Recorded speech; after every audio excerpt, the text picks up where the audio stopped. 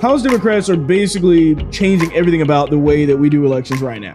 So if you thought this last election was bad, just imagine all of those rules that changed in Pennsylvania, for example, in the lead up to the election, to be done on a federal level.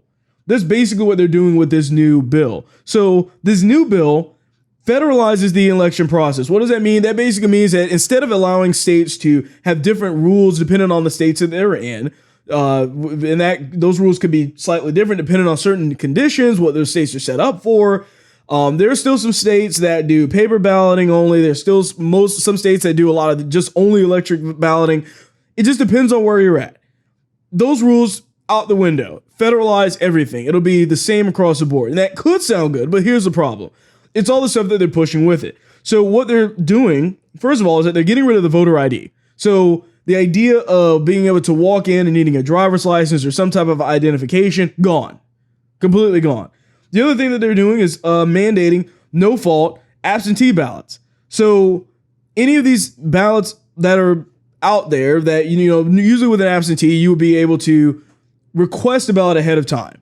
But they're getting rid of that entirely. So basically any ballot that comes in, you can just go ahead and just submit it. No big deal at all. They're banning witness signature or notarization requirements for absentee ballots as well. So in other words, those absentee ballots, normally you'd need somebody to see that you really signed it so that you're not getting a bunch of fake ballots in the mail. Well, nope, that's not going to happen either. They're going to allow for all of these ballots to just flood in at ridiculously insane numbers with a bunch of signatures on it, and nobody knows who they came from. Probably the same signatures. Who knows? So the newly passed bill will require states to offer mail-in ballots, which is already ridiculous because remember, they used coronavirus to validate the mail-in ballots in this last election. Okay, that was their validation, coronavirus. Now, this thing is basically saying this should be the case regardless of what's going on. A minimum of 15 days early voting, while also demanding same-day or online voter registration. Now, the Democrats are going to say this is just to make it easier so people can vote. Yes, look.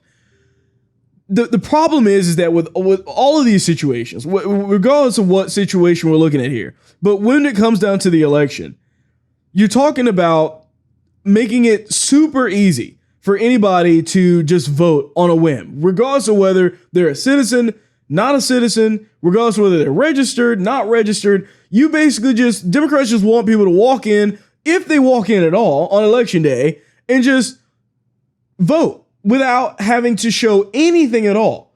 I mean, there's really nothing stopping from the same person from walking in the voting booth over and over and over again, hoping for the best. So the bill would also include automatic voter registration. So basically, you're just going to have a bunch of people just automatically getting registered to vote, regardless of whether they ask to be registered or not. And they're going to pull all of these resources, by the way, from other probably random government things that you've done, whether you file taxes or whatever it is. They're just going to throw you into the registration automatically.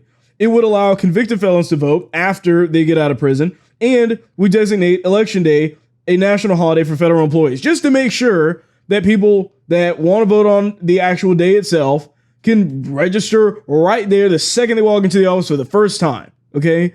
So this is a broad sweeping bill, taking complete control away from the states entirely. So one of the first points I'm going to bring up here is the fact that, or the biggest problem here, is that it will legalize voting for convicted felons all over the country, even if you were convicted of election fraud itself. So if you're somebody who went around and you were doing the whole ballot harvesting and everything like that, you actually got arrested, you'd completely be able to actually vote based off of this bill if it goes into effect. So it doesn't matter what your crime is. There literally is no crime that's exempt from this. You can do it again. Doesn't really matter. This would also weaken the security of our elections and make it harder to protect voters against fraud. Now, here's how. It would automatically register voters from the DMV, like I said, from the IRS, doesn't matter, any government database, you're going to automatically be registered to vote. Here's the thing. Voting is a right, not a requirement. And they're treating this like it's some kind of thing that everybody needs to participate in. I've always said this in the back of my mind when it comes down to voting and the process of how many people vote and when it is and whatever that situation comes up is. So the thing that I usually think about is, imagine for a second that voting was a Facebook poll, right? That people just got to pop up on their phone, that AT&T and Verizon, they all got together and basically said, hey, look, we're going to give you everybody that has a phone or is on Facebook or whatever it is, a pop-up, and they're just going to choose their candidate right there. Just click on it. That's basically what's happening right now. The problem is that what you're going to wind up getting is a lot of people that are just completely ignorant. They have no idea what's going on with our country. They have no idea what these people that they're voting for stand for. So they're ignorant voters. And the problem is that how do you get more ignorant voters? You make it super easy to vote. You make it so that they can walk in. They're already registered. They don't need to sign anything. They just walk in and basically just cast a vote. Democrats know that their base, the people that are mostly going to vote for them, are ignorant voters at this point. They're people that do nothing but watch mainstream media. They're people that claim that they're not involved in politics. They're people that hate Donald Trump but couldn't give you one good reason as to why. Those are the people that are going to wind up voting for Democrats. They know this, and they're only trying to take advantage of it because those people tend to be poor. They tend to be people that are not paying attention, like I said, to anything that's going on in politics right now. So those people are going to have a much higher chance of voting for Democrats. They realize it. We know it. And that's what they're trying to do, is to make this as easy as possible. And if you object to any of these things, by the way, if you have any problem with any of the things that I listed off that are going to be in this bill, you are against voter. And if you are against anything in this bill, you are trying to suppress the vote, not uphold standards. You are just trying to make sure that people can't vote. You're racist because you're against minorities. You must hate black people. That's what they're going to tell you. What do we want? What are the things that the conservatives are just asking for? Simple enough as it is. We want a voter ID.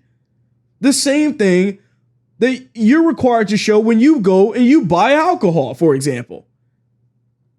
What about a valid address? They're not requiring that either. And a real signature? Lord forbid somebody actually has a verified signature on their ballot. But if you want those things right there, those three simple things, you're racist. You're trying to suppress the vote. You're trying to keep people from voting. No, what we're trying to do is make sure that we have a secure election. We want to make sure we know who won, instead of wondering after the fact and looking at the evidence, which is clearly showing that it's all over the place. That's all that we're asking for. And Democrats will do everything in their possible power to make sure that we don't get the ability for any of these basic things that are required in so many parts of your everyday life, by the way. They want to make sure that none of those things are going to stand in the way from ignorant people just being able to walk in there that just came from Mexico to be able to go in there and cast a vote for whatever candidate is going to allow them to stay in the country longer. That's basically, that's all that's happening there. So this is going to the Senate next.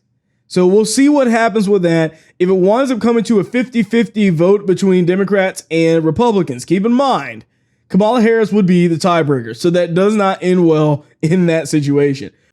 You just watched a clip from the William Hall Show. Please remember to like, share, and subscribe.